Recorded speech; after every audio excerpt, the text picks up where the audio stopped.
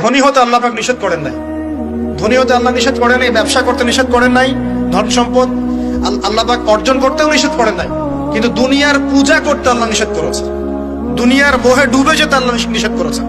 সম্পদ ওসমান রাদিয়াল্লাহু আনহুরও ছিল, কিন্তু সেই সম্পদ তিনি তার প্রয়োজনে যতটুকু লাগতো এতটুকু ব্যয় করতেন, বাকিটা আল্লাহর রাস্তায় ব্যয় করতেন। ওসমান রাদিয়াল্লাহু আনহুর মতো ধনী হতে কোনো সমস্যা আছে?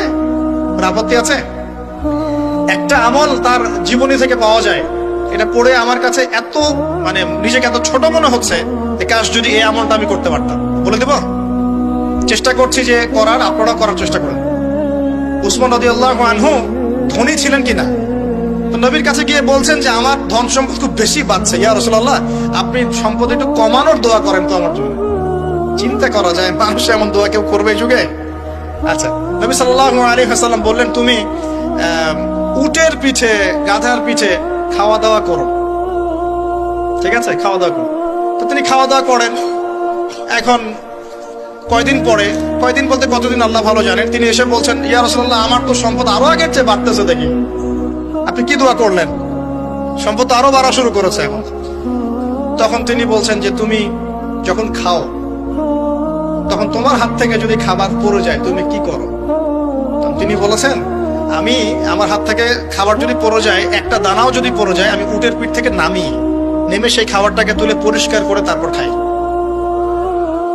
উসমান রাদিয়াল্লাহু আনহু এত ধনী মানুষ, তিনি প্রতি বেলায় 100 মানুষকে খাওয়াতে পারেন, কোনো সমস্যা নেই।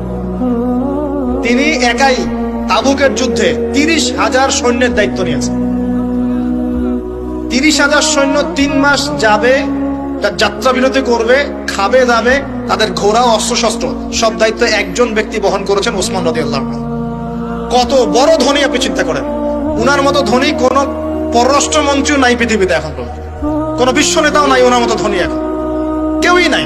আর উনি কিন্তু তার এই ধন সম্পদ সুদের মধ্য দিয়ে অর্জন করেন নাই, তার ধন সম্পদ দুর্নীতির মধ্য দিয়ে অর্জন করেন নাই, তার ধন সম্পদ তিনি কিন্তু এই যে অন্যের সম্পদ অন্যায়ভাবে দখল করে অর্জন করেন নাই।